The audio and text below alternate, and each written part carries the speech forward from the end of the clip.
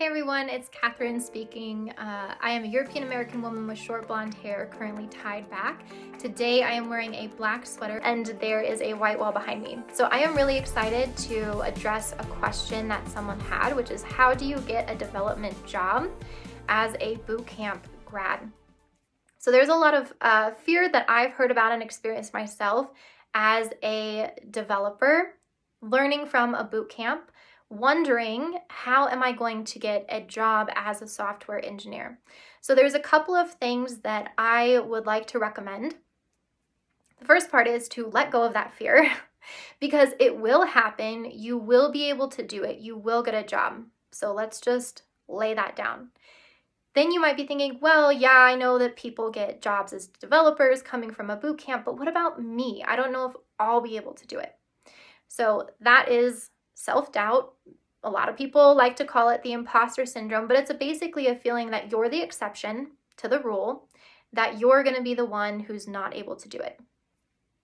Now, coming from a boot camp, I know that most people in boot camps have gone and done other things, and they're now pivoting into software engineering. Well, that already takes a lot of courage, takes a lot of confidence in yourself that you have the ability to do something else. Otherwise, sure, maybe you don't like that job, but just stay in that other industry, right? That's someone who is scared and doesn't believe that they can make a change. But that doesn't sound like it was you. You switched over and you made that change. So let's talk about, now that you are courageous and you are confident, how do you claim that identity? So it's a little bit of reassociating with yourself. I feel that when I say I can't do this or I'm not X, Y, and Z, and then I reflect and realize, actually I am, what I've done is I've disassociated from myself and who I know myself to be.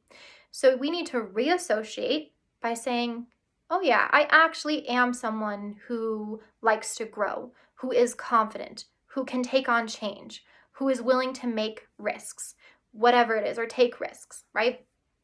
So those are all things that you can start proclaiming and saying and reaffiliating yourself with, things that you know to be true about yourself. So we've let go of the fear. We've reassociated with what's true about ourselves as someone who shifted into a boot camp. And now we want to start understanding our skills and how we're going to translate those into an actual job and getting the yes from our dream company. Well, if you've gone through the boot camp and you've made it, then you have professionals in the industry who think that you are ready to move on to the next step. That means that you are good at Node or React or Angular or PHP or whatever it is.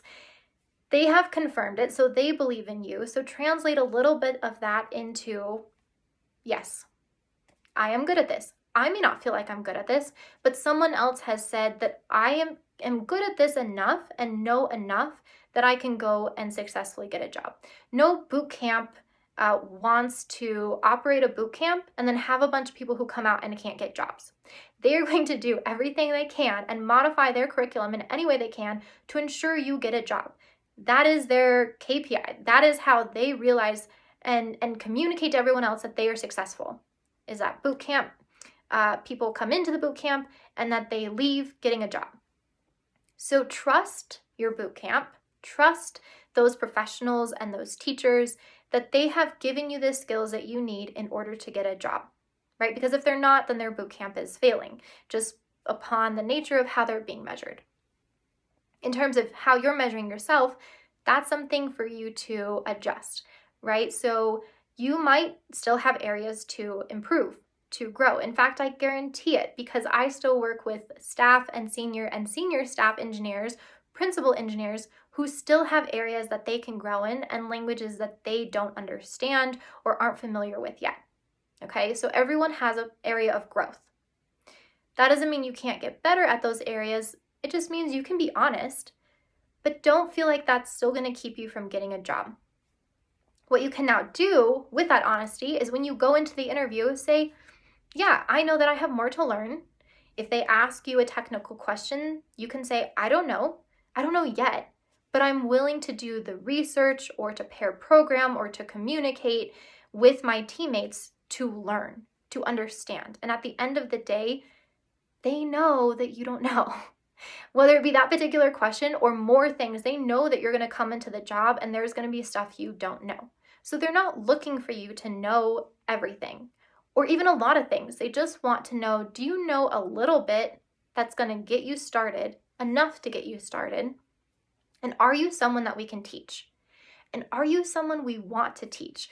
Do we enjoy working with you? Do we see that you have an open mind, that you're willing to accept feedback, that you don't have resistance of like, I just got a criticism, that means I'm not enough, and become defensive and don't let it come in, but rather you push it out and push it away and resist what they're saying? No.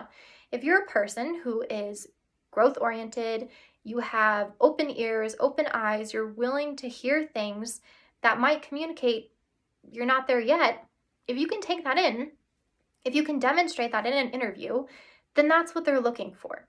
Okay, so some of the ways that you can do that are by saying, I don't know.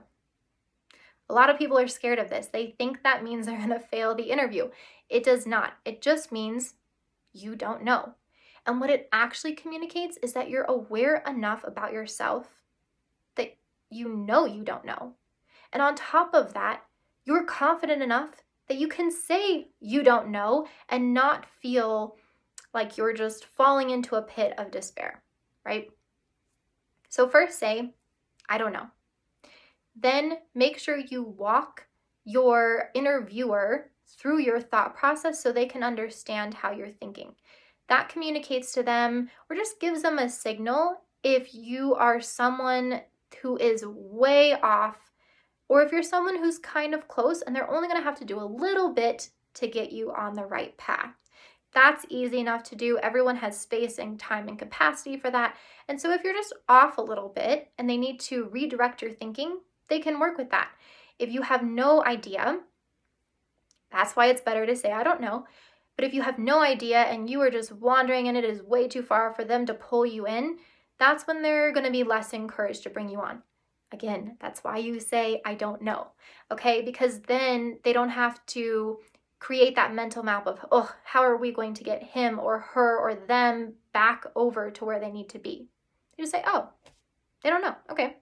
And that's a lot easier to mentally digest for the interviewer than seeing that you are way off track and still going down the wrong path. Okay, so you are saying you don't know when you don't know. You are communicating to them what you do know and what you're thinking and why you're thinking what you're thinking. And then ironically, a lot of the rest of the interview process is those soft skills. How do you emotionally show up, socially show up, and relate to your interviewer? Can they get along with you well? Can they collaborate with you? Are you open to feedback? Do you communicate? How do you communicate? Is it confusing, or can you articulate your thoughts? Can you break them down to an elementary level for someone who doesn't understand programming? Or are they too complex? They're looking for these things because, one, you're a human and they want to be able to relate to you. They want to enjoy you being on their team. But also when it comes to breaking down complex topics, you're going to be working with individuals who have no programming experience. And if you were to say certain words or phrases or explain certain functionality, they're not going to understand it. And if you're not able to pare it down for them, then that's where you're going to have issues in communication and getting the project done, just in relating as a team.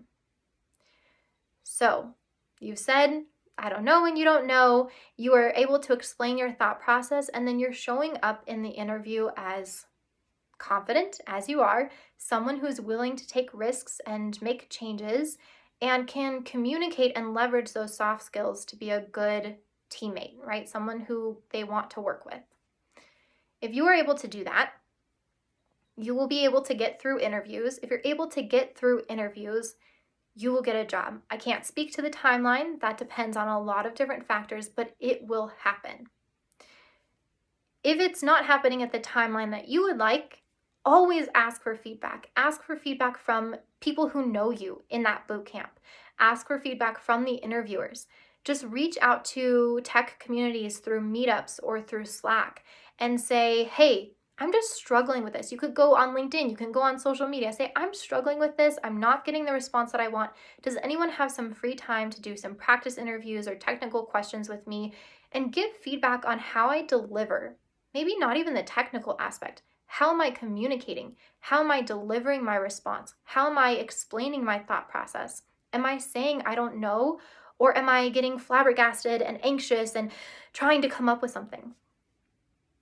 So once you can go through those steps and really get that feedback if you need it from your community, I can guarantee you, as much as I can, that you are going to be just fine. So reassure yourself. Know that you have the skills that it takes. Know that you are a person who is willing and able to make changes, and you will get through this transition from wherever you came from through that boot camp to wherever you're trying to go as a developer. So those are my thoughts on that question. Thank you to our community member who asked that question, and I hope this is helpful. If you have follow-up questions, feel free to post them in the comments below. And if you have additional tips that you have used, again, share them with the community, post them below. I look forward to reading them so that way I can also learn. While I might be a developer, people are always in transition, right? So I might move on to something else and might want to use some of your tips to make that move. So let's share with each other, lift each other up, serve widely, give greatly. Take care, y'all, and I'll see you next time.